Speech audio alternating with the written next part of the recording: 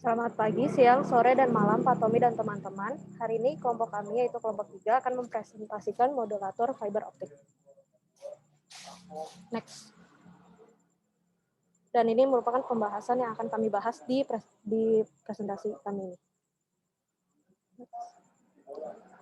Yang pertama kami bahas adalah fiber optik.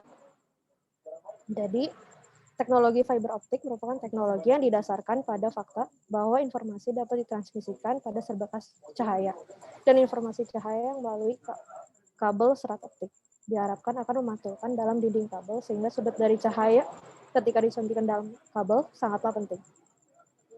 Fiber optik sangat berdampak pada bidang komunikasi, dan penggunaan fiber optik lebih menguntungkan daripada metode konvensional, yaitu individual pairs of wire. Karena kapasitas dalam pembawaan informasi pada kabel fiber optik lebih besar. Selain itu, ukuran dari kabel pun berkurang. Biaya yang dibutuhkan juga lebih sedikit. Hilangnya crosstalk yang disebabkan oleh efek elektromagnetik antara konduktor, pembawa arus, dan hilangnya noise yang disebabkan oleh faktor eksternal seperti petir. Next. Kemudian ini merupakan elemen dari fiber optik. Jadi elemen ini terdiri dari yang pertama yaitu core. Core ini terbuat dari gelas atau plastik dengan ukuran 8 mikrometer, yaitu serupa dengan 1/10 diameter rambut manusia. Core ini kemudian dikelilingi oleh layer selanjutnya yaitu bagian cladding. Cladding terbuat dari gelas atau plastik pula, namun memiliki indeks refraktif yang berbeda agar cahaya yang ada di dalam core ketika menabrak dinding dari core akan terrefleksi kembali ke dalam core. Kemudian terdapat layer yang ketiga yaitu protective coating yang merupakan lapisan untuk melindungi lapisan core dan cladding dari pengaruh lingkungan luar. Next. Kemudian ini adalah komponen dari optical communication system. Komponen dari sistem komunikasi optikal adalah sinyal input yang akan diinput pada light modulator. Kemudian pada light modulator tersebut akan mengkonversi sinyal input menjadi salah satu tingkat intensitas cahaya yang kemudian cahaya itu akan dialiri pada kabel fiber optik. Dan kemudian ketika cahaya telah berhasil dialiri pada kabel, kemudian akan melalui light demulator yang akan mengubah intensitas cahaya tersebut yang bervariasi tersebut dengan membawa informasi menjadi level-level tegangan sesuai dengan sinyal yang diinput tersebut. Next. Dan ini merupakan rangkaian dari transmission of computer TTL information. Pada rangkaian di atas terdapat control enable yang selalu dalam keadaan on, sehingga informasi TTL pada input dapat melewati gerbang N dan kemudian memasuki konfigurasi JFET. Rangkaian tersebut didesain dengan level tegangan yang discrete sehingga yang terkait dengan logic TTL juga, yang mampu mematikan dan menyalakan JFET. Dan perubahan pada arus mengakibatkan perubahan intensitas cahaya dari LED. Cahaya yang dihasilkan LED ini akan mengalir melalui kabel fiber optik yang kemudian akan diterima oleh receiving station. Dan pada receiving station ini akan diterima oleh fotodioda yang akan mengukur cahaya yang dialiri tersebut. Kemudian dari cahaya tersebut akan dikonversi menjadi arus listrik yang berbeda-beda sesuai dengan intensitas cahaya yang diterima. Kemudian arus listrik tersebut akan terbentuk sinyal yang diinginkan sesuai dengan polaritas yang ditunjukkan pada gerbang JFET. Sinyal yang masuk tersebut kemudian akan diperkuat dan akan muncul pada terminal output JFET. Next. Selanjutnya ada jenis fiber optik. Jenis fiber optik itu ada dua. Yang pertama ada single mode, ada multi mode. Nah, single mode ini hanya melalui satu transmisi di mana cahaya hanya dapat melalui satu inti pada satu waktu.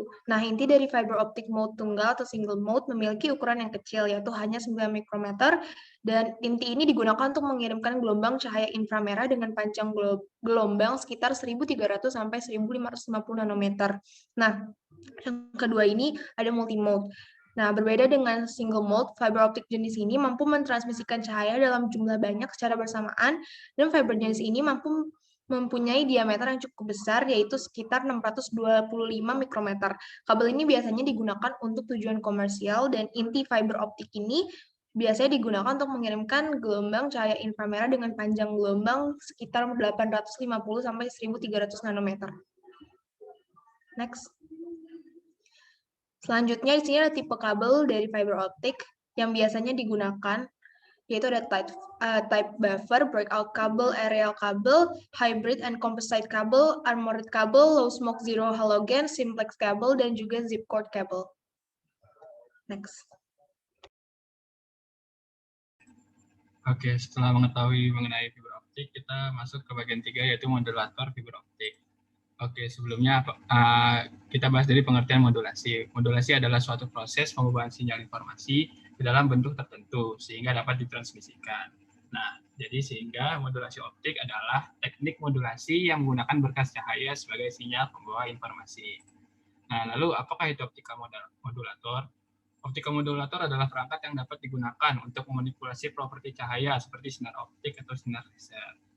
Nah, bergantung pada properti cahaya mana yang dikendalikan, modulator dibagi ke dalam modulator intensitas, modulator fase, modulator polarisasi, dan modulator cahaya spasial, dan lain-lain.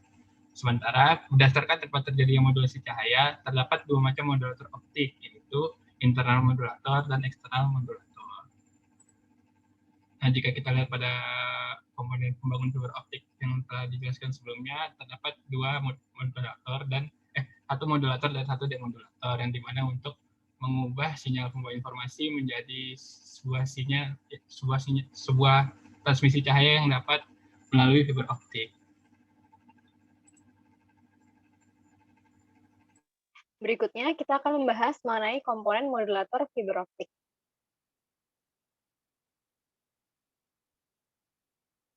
Berikut adalah komponen modulator fiber optik yang sebelumnya sudah dijelaskan bahwa sebetulnya modulator fiber optik ini tersusun atas beberapa komponen yang akhirnya dapat membentuk keseluruhan rangkaian modulator fiber optik.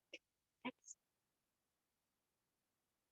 Komponen pertama pada modulator fiber optik adalah laser diode driver. Jadi laser diode driver ini adalah komponen yang digunakan untuk mengintegrasikan arus untuk mengoperasikan laser diode. Sementara itu, besar arus yang akan dihasilkan oleh laser diode driver ini akan sesuai dengan kebutuhan arus untuk menjalankan keseluruhan laser diode ini. Next. Yang kedua adalah synchronization electronics, yaitu adalah komponen elektronik yang melakukan sinkronisasi sinyal sebagai input untuk laser diode driver dan phase modulation electronics. Pada diagram yang tadi sudah ditunjukkan di awal, synchronization electronics ini akan berperan untuk memberikan input kepada laser diode driver dan juga rangkaian selanjutnya. Next. IOM Phase Modulation Electronics. Dari namanya kita bisa mengetahui bahwa komponen ini adalah komponen elektronik yang berperan dalam melakukan modulasi sinyal yang sudah tersinkronisasi sebelumnya oleh rangkaian kedua tadi. Next. Yang keempat adalah radio frequency amplifier, karena kita mengetahui bahwa frekuensi dari light beam itu sebetulnya adalah termasuk frekuensi yang rendah, sehingga radio frequency amplifier ini adalah komponen yang mengambil sinyal RF atau radio frekuensi berkekuatan rendah itu dan memperkuat sinyal tersebut sebagai fungsinya untuk amplifying tanpa melakukan modifikasi apapun terhadap sinyal, sehingga tidak terjadi perubahan nilai informasi yang dibawa oleh sinyal tersebut. Next. Yang kelima adalah V-bias electronics. V-bias electronics ini adalah komponen elektronik yang memberikan tegangan pada rangkaian sesuai dengan jumlah yang dibutuhkan agar rangkaian dapat bekerja.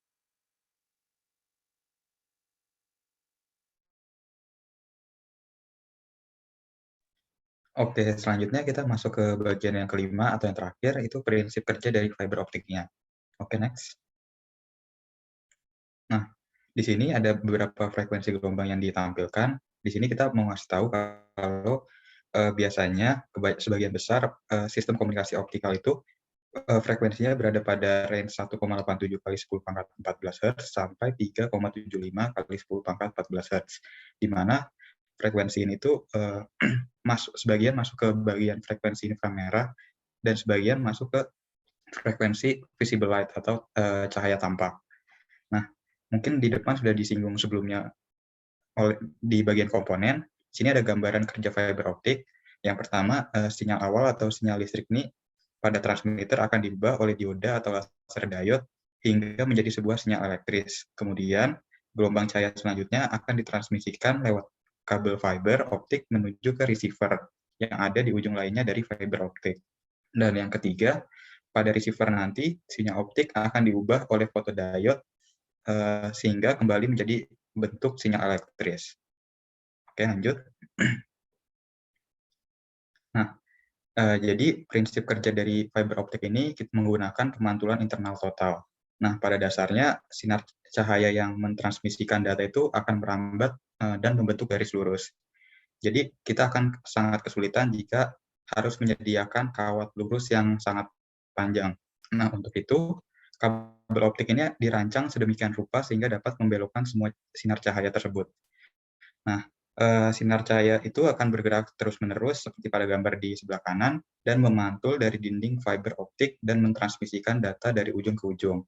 Nah, meskipun sinyal cahaya yang ditransmisi ini akan menurun pada jarak yang jauh, namun kerugian menggunakan kabel optik ini akan jauh lebih untung dibandingkan jika menggunakan kabel logam. Nah, untuk jarak yang jauh tersebut, kita bisa menggunakan repeater yang merupakan kombinasi dari receiver, amplifier, dan transmitter yang memerlukan konduktor listrik tambahan.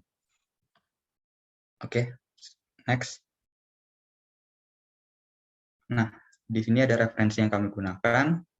Lanjut. Ya, sekian presentasi dari kelompok 3. Kurang lebihnya kami mohon maaf. Sekian dan terima kasih.